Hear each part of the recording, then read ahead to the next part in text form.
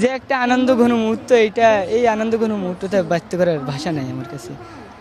যে অনেক খুশি হয়েছি আমি, অনেক। বাবা কি করেন? বাবা ওই যে হসপিটালে একটা চাকরি করে, নাইট গার্ডের ডিউটি করতে আগে, এখনো করে। নতুন করে স্পোর্টসের সমাপনী দিনে এসে আমরা পেয়ে গেছি বাংলার উসাইন বোল্ট। কথাটা এই জন্যই বলছি, 100 মিটার দৌড় প্রতিযোগিতায় খুলনা অঞ্চল থেকে যিনি প্রথম হয়েছেন, চ্যাম্পিয়ন হয়েছেন জাকির হোসেন, তিনি যেভাবে দৌড়েছেন অনেক স্টাইল উসাইন বোল্টের মতো, এবং যাদেরকে তিনি পেছনে ফেলেছেন তাদের সাথে ডিস্টেন্সটাও ছিল তার বেশ ভালো। সবাইকে পেছনে ফেলে সবার আগে তিনি পৌঁছে গেছেন ফিনিশিং লাইনে। তার সাথে একটু কথা বলবো, তার জীবনের গল্পটা একটু শোনার চেষ্টা করবো খুব সংক্ষেপে। জাকির, আগে থেকে কি ভেবেছিলেন যে আপনি চ্যাম্পিয়ন হবেন, আপনি ফার্স্ট হবেন? ভেবে তো থাকা যায় না আগে থেকে, যে আল্লাহ পাক কখন কার কপালে কি রাখে। চেষ্টাটা আমার ছিল, এটা বলা যায়। কিন্তু আমি কখনো ওইটাই করিনি যে আমি আজকে চ্যাম্পিয়ন হবই হব। আমার চেষ্টা ছিল যে চ্যাম্পিয়ন হওয়ার, লক্ষ্য ছিল একটাই, যে চ্যাম্পিয়ন হওয়ার চেষ্টা করছিলাম। আপনি কি শুধু এই অ্যাথলেটিক্স খেলা নাকি অন্য কোনো খেলাধুলা করতেন? অন্য কোনো খেলাধুলো বলতে যে থাকে না, একটা খেলার পাশাপাশি আরেকটা পছন্দের খেলা থেকেও একটা খেলায় আছে, ফুটবল খেলা করি আমি টুকটাক, আর আমার অ্যাথলেটিক্স খেলাটাই আমার বেস্ট। AKS অর্জন করলো গিনেস ওয়ার্ল্ড রেকর্ডস।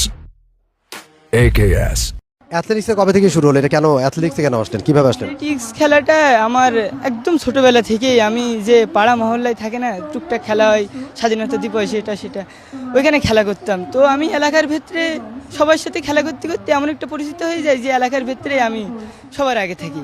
এরকম করতে করতে স্কুল তো মাদ্রাসা পর্যায়ে ওইখানে আপনার খেলাধুলা হয় একটা, ওই খেলা করতে করতে করতে করতে এখন এই জায়গায়। জাকির, আজকে যেখানে দৌড়ালা ফার্স্ট হলো, মানে সবাইকে পিছনে ফেলে, কেমন লাগছে ঠিক এই মুহূর্তে এখানে দাঁড়িয়ে? এবং প্রধানমন্ত্রী কাছ থেকে খেলা দেখলো এবং পরে এসে কথাও মনে হয় বলেছে, কেমন লাগছিল তখন?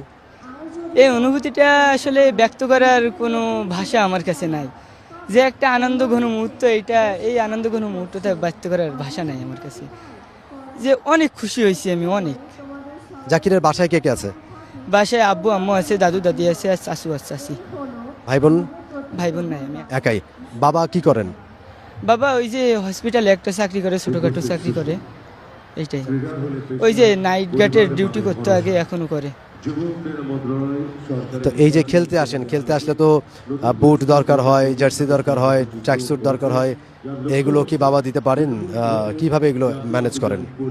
এইগুলো ম্যানেজ করি টুকটাক করে, আস্তে আস্তে যে কিছু থাকে না জমায়, আস্তে আস্তে এইরকম ভাবে টুকটাক করে ইনশাআল্লাহ পূরণ হয়ে যায়।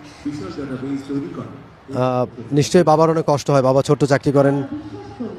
আব্বু অনেক ই করে আমার জন্য, অনেক, মানে আমার জন্য সর্বোচ্চটা দেওয়ার চেষ্টা করে, প্রচুর সাপোর্ট করে আমার।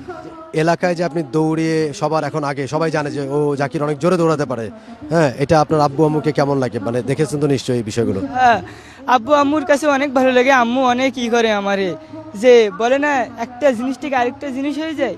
একটা ছোট কথা বলি, আমি গ্রামে দেই যে জাকির নাম, দৌড়াতে দৌড়াতে আমার জাকির নাম থেকে নামটা জাকু হয়ে যায় দৌড়ের পিছনে।